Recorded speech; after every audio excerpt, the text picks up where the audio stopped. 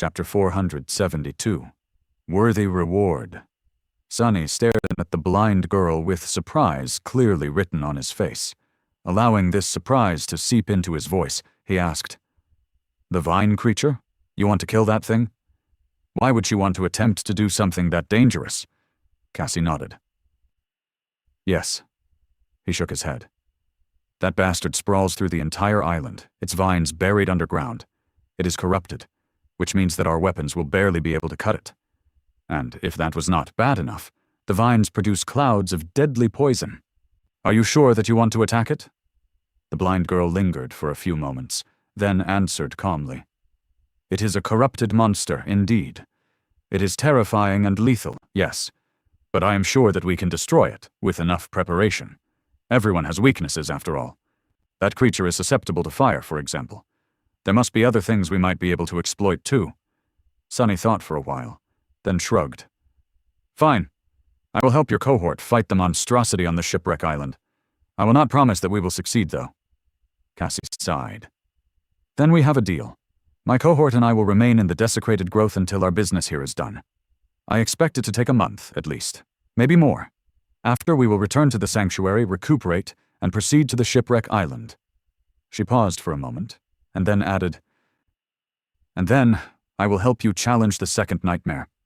Sunny smiled. "If we don't die before that, you mean?" The blind girl turned back to the roots of the dead tree. Yes.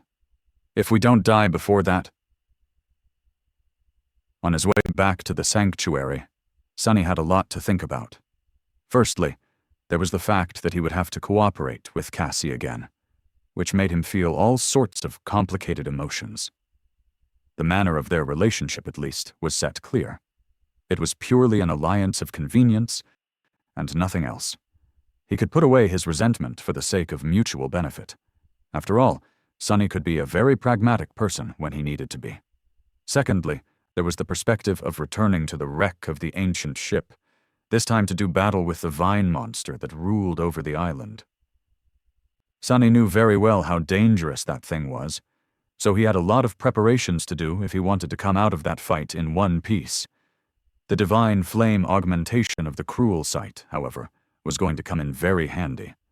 And lastly, there was the ominous prediction that Cassie had made about both of them dying sometime in winter, or falling into the sky below at least. He didn't even know what to think about that. However, Sunny was not going to let this vision affect his decisions. The last time he had tried to act on the knowledge received through Cassie's prophetic gift did not end well for him, or anyone, for that matter. The best thing to do was to keep it in his mind, but continue to act as if nothing had changed. At least he thought that this was the best course. Tired and mentally exhausted from the long journey to and back from the desecrated grove, Sunny approached the sanctuary of Noctis in the middle of the night. His shadow essence reserves were almost depleted, and his head buzzed from all the thoughts swarming inside of it. Landing on the soft grass and hearing the familiar sound of water falling over the edge of the island, Sunny gritted his teeth. Forget about it for now. First things first. The moon was high in the sky, which meant that he was finally going to get his sweet, enchanting reward. His desire to find the source of the miraculous coins the dead chainworm had brought with it to the Iron Hand Island started this whole ordeal, and now the coins would be its end. His prize was waiting for him up ahead. Entering the sanctuary, Sunny walked through the empty garden and approached the clear pond in its center. Stopping for a couple of moments to make sure that no one was watching him, he then crossed the stone path leading to the small island in its center. There, a white altar stood in the shade of an ancient tree, and an obsidian knife lay on its surface. The moment of truth. Sunny summoned the covetous coffer, took out one of the gold coins out of it, and placed it on the altar. The coin shimmered, reflecting the moonlight, and then disappeared. Your shadow grows stronger. A big smile appeared on Sunny's face. Summoning the runes, he read, "Shadow fragments. 224 out of 2,000. It works.